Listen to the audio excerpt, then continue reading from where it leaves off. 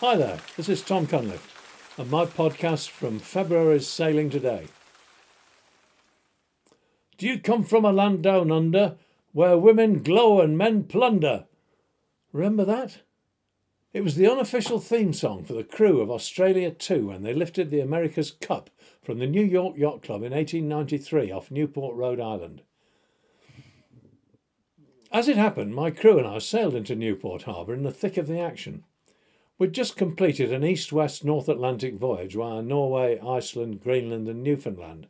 We were bound for Mystic, Connecticut, where we planned to lay up for a month or two to bang the old boat back together. The 1911 pilot cutter had taken a hammering in the Greenland Sea and we were running short of jibs. We were now in day sailing mode and Newport looked like an ideal stopover. It seems incredible today that we'd no idea about the historic events taking place there, but what with all the fun of the fair up north, we'd taken our eye off the ball when it came to international yachting. When we arrived, the 12 metres were out racing. Huge Australian flags were flying over the marina, giving Old Glory a run for his money. We'd seen the spectator boats and the 12s in the offing and realised what we'd stumbled upon, so I decided to spring for a marina berth. We'd be part of the action, and as a spin-off, hard by Thames Street, where we knew that the handy lunch cafe offered breakfast all day.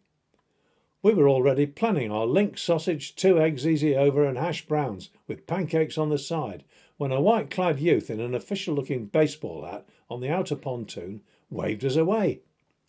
"No room, man. We booked out all summer. There's no berths in town." Digesting this dismal intelligence, we potted off towards the anchorage, which was so chock full of boats that finding a hole for a 50-footer extended by 15 feet of extra spars was a non-starter.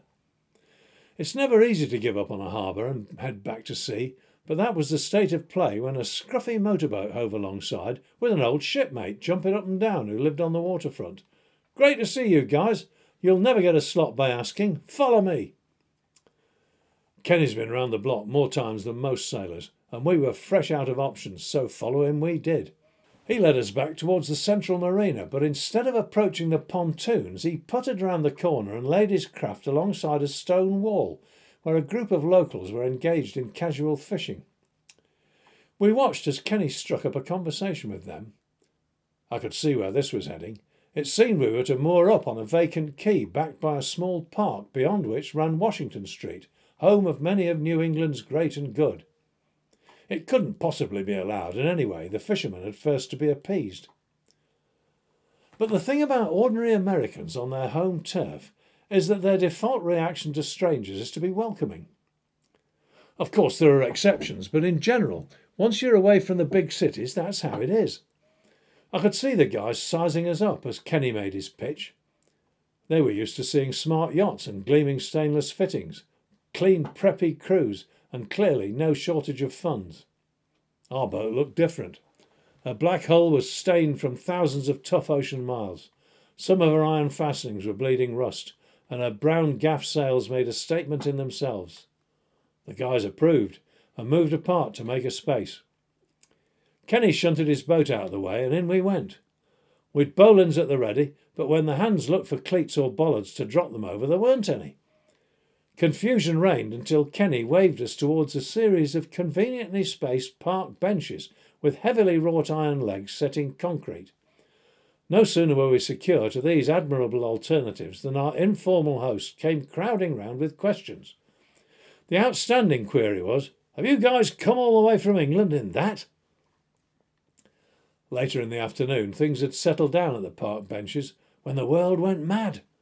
Racket and rumpus began to erupt from down the shoreline as the biggest Australian flag in the world came in, flying bravely from Australia 2's masthead. She'd won her race and had clawed the aggregate back to 3-all out of 7.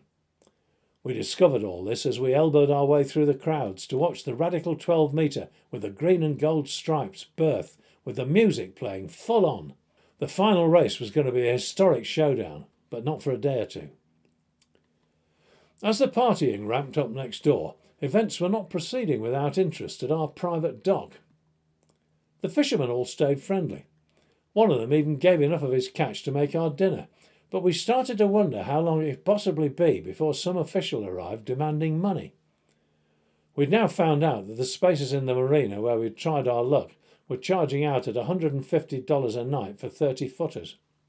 This, remember, was 1983, when you still got a lot of burger for your buck. 2 nights of that pro rata would have emptied our coffers, but by now we were fully committed to the racing, cheering lustily for the Aussies. Leaving town before the final result was out of the question, so we sat tight and said nothing. The following day, there was still no representative from the harbour master's office to clean us out, but soon after lunch, in the heat of the afternoon, a cop car stopped on the other side of the park. A proper American policeman climbed out, looking exactly as Hollywood had taught us he should. Loaded down with handcuffs, sidearms, nightstick and radio, he strolled menacingly across the grass to stand alongside the shrouds, astride our headspring with its bowline round the stout chair leg. "Which of you guys is the captain?" he asked, with an alarmingly neutral expression. I admitted it was me. "Who gave you permission to stay here?" he went on. "And who are you paying?" It had to happen, I thought. Given the sort of money people were stumping up to scrum it out in a marina literally stuffed with boats, our privileged position couldn't continue.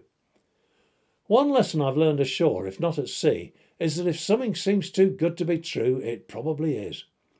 With a heavy heart, I came clean and admitted that despite our smart red ensign, we were really no better than chancers. The guardian of law and order opened his notebook and was about to start writing when one of our neighbours put down his fishing rod and spoke up.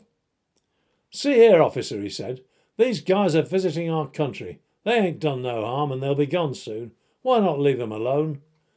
The policeman hesitated, then put the notebook back in his pocket. "I guess if there's no trouble, it's okay," he said slowly. "Just don't be here next week, or the sheriff will have you for loitering." Still with a poker face, he walked back to his car and drove away. That evening at cocktail time, the front door of one of the grand houses across the park opened, and a butler, complete with tailcoat and bow tie, came out, carrying a tray of drinks. We were all on deck as he stopped beside the boat and made his announcement. "The lady of the house wishes me to tell you that your boat has improved her view these last few days. She would like to share her evening cocktail with you." With that, he handed over the silver tray. I asked if I could invite his boss to join us. He made it clear that this would not be appropriate, but reiterated that we were welcome in the neighbourhood. God bless America, I thought. The following day, the last cup race finally got underway. Australia 2 won by 41 seconds and changed the course of yachting history.